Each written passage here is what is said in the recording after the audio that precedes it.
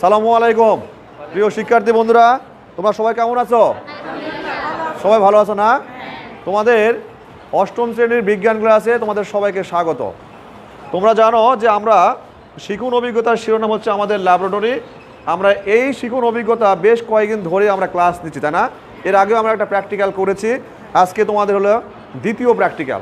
আমাদের আজকে যে প্র্যাকটিক্যালটা হবে সেটা হচ্ছে, এই তোমরা দেখতে পাচ্ছ কি, এটা বেলুন না?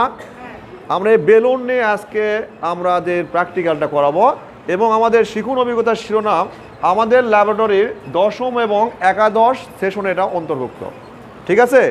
তোমাদেরকে যদি একটা চ্যালেঞ্জ দেওয়া হয়, এই বেলুনটা কোনো রকম মুখের বাতাস বা পাম্প যন্ত্র ছাড়াই ফোলানো কি সম্ভব? তোমরা এটা পারবে? এটা পারবে না কিন্তু, তাই না? কিন্তু তারপরও বিজ্ঞানের মাধ্যমে বিজ্ঞানের যে বিভিন্ন অ্যাক্টিভিটিস আছে সেগুলো প্রয়োগ করে আমরা কিন্তু এই বেলুনটা মুখের বাতাস এবং পাম্প যন্ত্র ছাড়াই কিন্তু ফোলাতে পারি। এটা অবশ্যই একটা চ্যালেঞ্জ এবং এই চ্যালেঞ্জটাকে কীভাবে আমরা বাস্তবায়ন করব। ঠিক আছে, তোমরা আমাদের সাথে থাকো এবং দেখো এটা।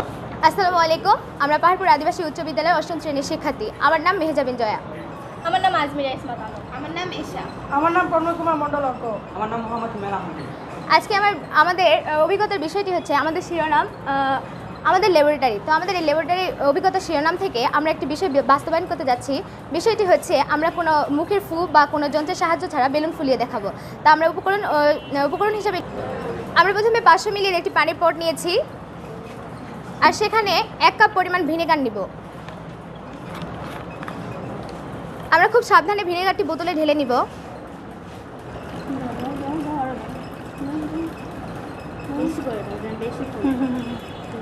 তো আমরা ভিনেগারটি নিয়ে নিয়েছি। এবার আমরা একটি বেলুনে 2 চা চামচ বেকিং সোডা নিয়ে নিব। লাগবে না, ঢালো। আরে ঢালো।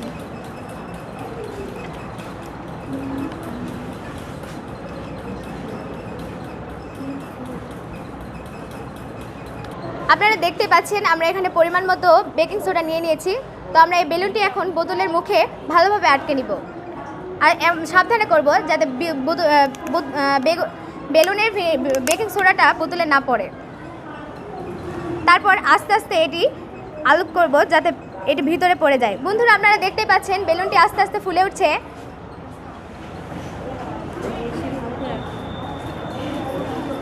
তো এখানে দেখতে পাচ্ছেন গ্যাস উৎপন্ন হচ্ছে আর এটি ফুলে উঠছে আস্তে আস্তে।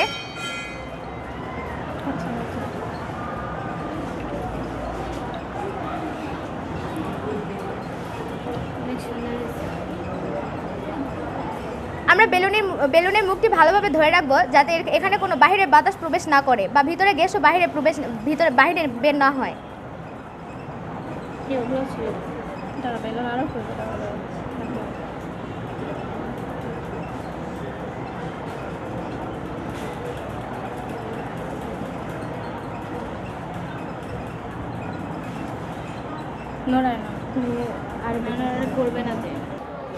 এই বেলুনটির মধ্যে আসলে কি গ্যাস আছে সেটি পরীক্ষা করার জন্য আমরা আবারও আরেকটি পরীক্ষা করব।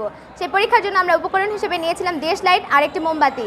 তো মোমবাতিতে আমরা আগুনটি ধরে নিয়েছি। তো এবার দেখবো আসলে গ্যাসটি কি গ্যাস।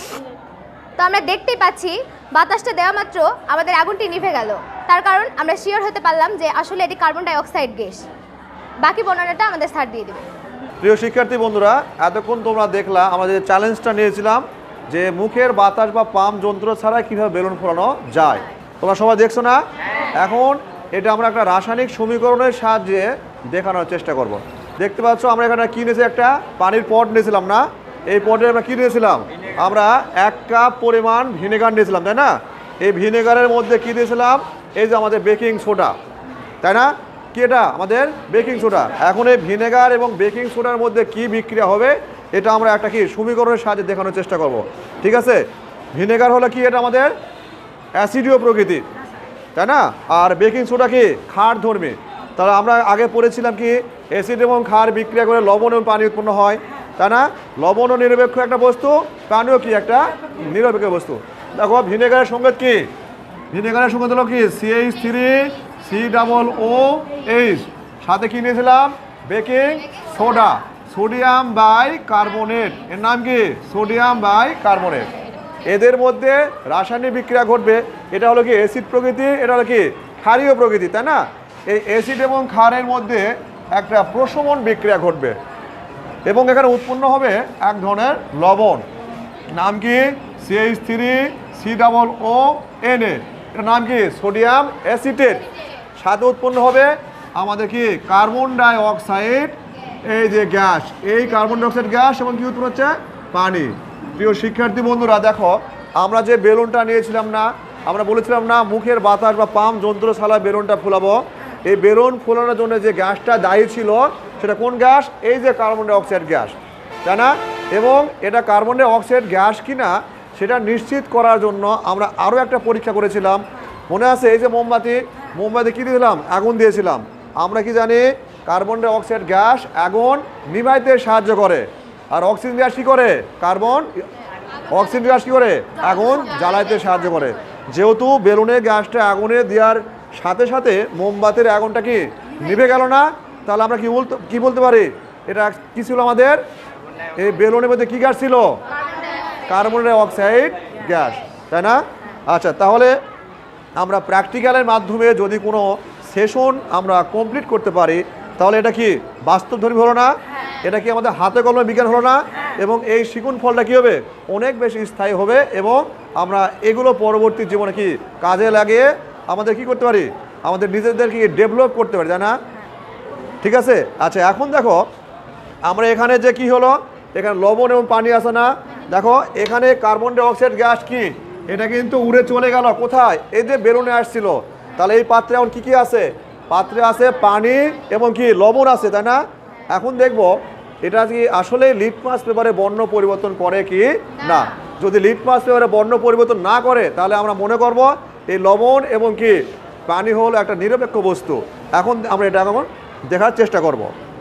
আমাদের যে অবশিষ্ট যে দ্রবণটা আছে কি আছে এখানে আছে হচ্ছে আমাদের পানি এবং লবণ। আমরা এখন টেস্ট করে দেখব এটা কি নিরপেক্ষ বস্তু কি না। এর জন্য আমরা কি নিয়েছিলাম?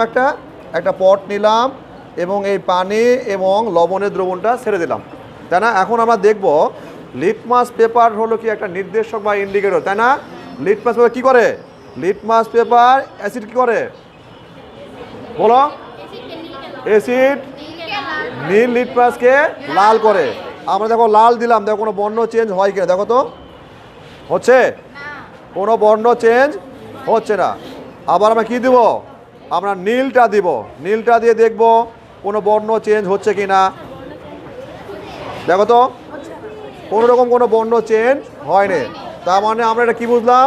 এখানে আমরা বুঝতে পারলাম যে এই বিক্রিয়া যে লবণ এবং পানি পেলাম এটা কি অ্যাসিড এবং ক্ষারের প্রশমন বিক্রিয়ার একটা প্রোডাক্ট।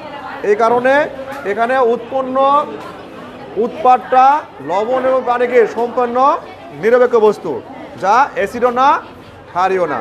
তোমাদের সবাইকে অসংখ্য ধন্যবাদ। তোমরা সবাই ভালো থাকবে।